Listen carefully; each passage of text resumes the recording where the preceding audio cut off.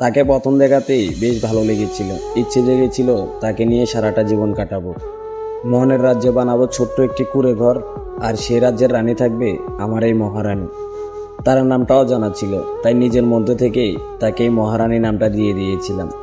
কিন্তু কে জানতো এই মহারানী একদিন আমার জীবনে কালনাগিনী হয়ে দাঁড়াবে, ভেঙে দিবে আমার সকল দেখা স্বপ্ন, চুরমার করে দিবে আমার মনের রাজ্যের রাজপ্রাসাদ। আমার নাম হাসান। ছোটবেলা থেকেই আমি একটু দুষ্টু টাইপের। বাবা মা বই খাতা নিয়ে পাঠাতো স্কুলে, আর আমি মগ্ন হয়ে থাকতাম খেলনা গাড়ি নিয়ে খেলার নেশায়। সেই খেলনা গাড়ি নিয়ে খেলতে খেলতে কখন যে আমি একটা বাস্তবে গাড়ির ড্রাইভার হয়ে গেলাম তা আমি নিজেও বুঝতে পারিনি।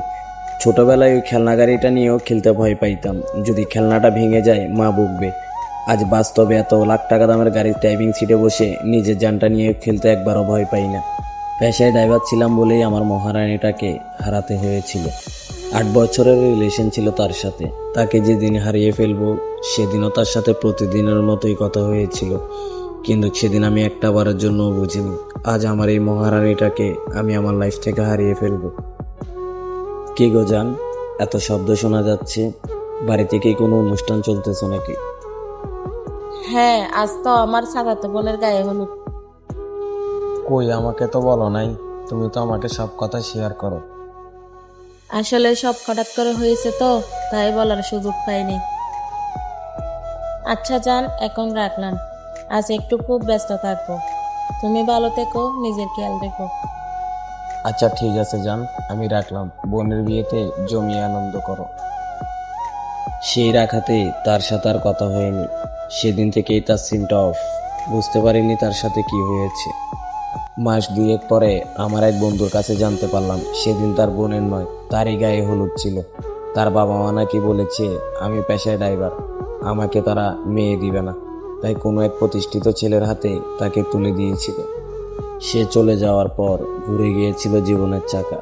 নিজেকে ব্যস্ত করে রেখেছিলাম এই গাড়ির নেশাতে। তবে ডিপ্রেশনে ডুবে থাকলেও পায়ের ব্রেকটা অনেকবারই মিস হয়েছে। তারপরও নিজেকে রেখেছি কন্ট্রোলে।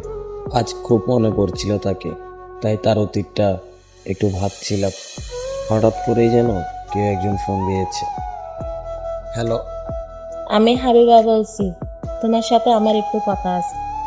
তোমার লাইফে আমি আবার ব্যাক করতে চাই। আমাকে কি তোমার লাইফে একটু জায়গা দেওয়া যাবে? হাই হাই, এ তো দেখি 8 বছর আগে ছেড়ে যাওয়া আমার সেই মহারানী। কি আজ আপনার এই দুর্দশা কেন? ভালো থাকার আশায় না আমাকে ছেড়ে প্রতিষ্ঠিত ছেলের হাত ধরে চলে গিয়েছিলেন, তা সে কোথায় আজ আপনার প্রতিষ্ঠিত হাজব্যান্ড? কোনো সাহায্য সহযোগিতা লাগলে বলতে পারেন, তবে আমার লাইফে বেঈমানদের দ্বিতীয়বারের মতো কোনো জায়গা হয় না। জানতে চাই পুরা জাতির কাছে, তাকে কি দ্বিতীয়বার লাইফে ব্যাক করানো সম্ভব? আপনারা কি বলেন? কমেন্ট বক্সে সবাই বলে যাবেন।